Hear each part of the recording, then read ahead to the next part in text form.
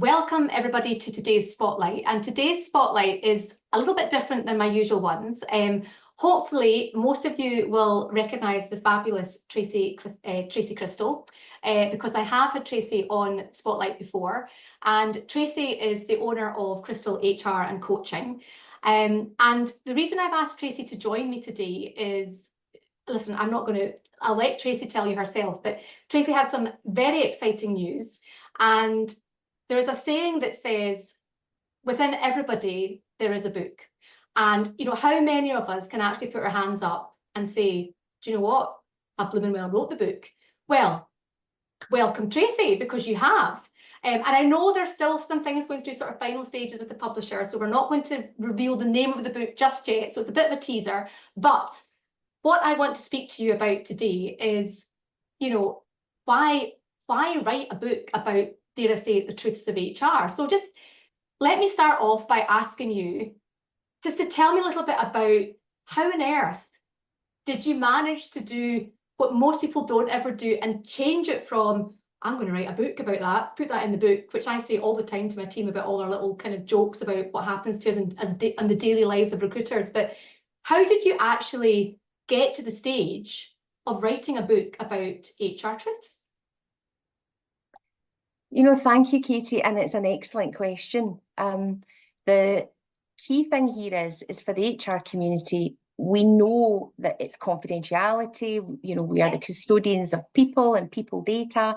We are transparent, and I could go on, but the facts of the matter are that we have had a situation where political correctness, the pendulum of political correctness, has swung to such a degree over the years that if you're in working relationships where you're dealing with recruitment, performance, management, leadership, people sometimes just don't know what they can and they cannot say. Absolutely. And over the years, it's become difficult, really, just to get the job done, as I say, and this whole focus around the nuances of situations and very much how do we then take lots of situations, try and give people support, when over the decades HR have been doing this with very little support, and also focusing in on, nowadays it is more about people challenges are still there. They've always been there. They're just more visible with more focus. Definitely. For me, I am not aware of anyone in the HR community that has written a book the way I've written my book. Because I think it's important to, you know, it's okay to talk about the taboo subjects, provided you're doing it with professionalism and integrity. Yeah. And so with that all in mind, Tracey, you know, where and when did this start? It takes me back to last November 2023, when I was attending a business conference. And at that business conference, there was an exhibitor. And that exhibitor was exhibiting the business book blueprint. And that is delivered by the amazing Fiona Taylor, who is an author and a coach in her own right. Okay. And for me, it was very much, okay, there's a bit of a pathway there. How would I write a book? It was challenging because for many people, when they want to write a business book, they want to write a technical business book. Absolutely. Whereas I wanted to bring the HR nuances, the people situations, all of the truths of HR that come across the years. I wanted to bring that to life. Yeah. And that's pretty much what we did. It's amazing. I mean, I think, listen, you know me, I'm a huge fan of storytelling. And I think a lot of business leaders are like this. If there's a way that you can kind of project a lesson to your team through a story so that people can relate and empathize and think, oh my God, yeah, that's exactly what happened to me, or this happened, it's so much more powerful. So I think what you're saying, I just love the fact that you've taken that conviction that you've got, that natural drive, and thought, do you know what, I'm going to do something really good with what I've built throughout my career and my experience, but put it in such a way that it's translatable and people can relate to it, because that is how that's effectively how you grow as a person, isn't it? Yeah. So next question then, maybe this is an obvious question given what you've told us already, but who is this book for, and what's its kind of real purpose? What are you trying, what are you trying to offer by encouraging people to read this book? This book is really for the HR industry and the HR community. As we touched on there, it is about, you can talk about taboo subjects. We shouldn't be scared to talk about taboo subjects, because that is how people learn. And the key thing is to ensure, my gift to everyone with this book is that there is, it's been delivered with integrity and professionalism. It's meant to be fun. It's meant to, demonstrate and illustrate scenarios across the years where these have happened. These are not made up stories. These are real situations. And it's there really to explain the nuances of HR, what the world of HR is about, and so a glance into some of the situations that we deal with, but in a fun way. It's meant to be light-hearted. It's not meant to be a technical HR business book.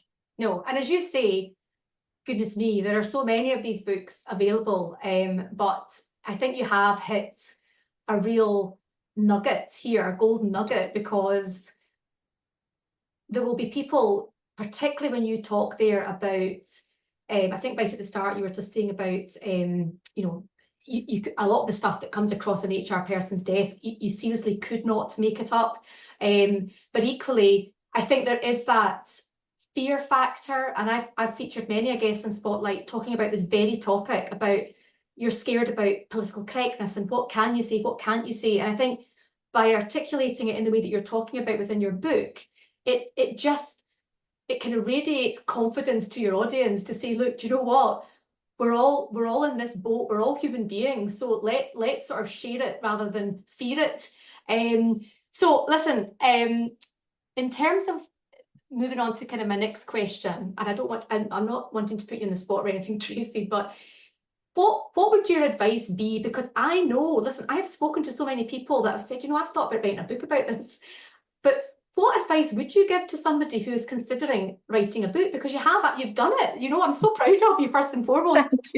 What's your advice? My advice is you need to find the time.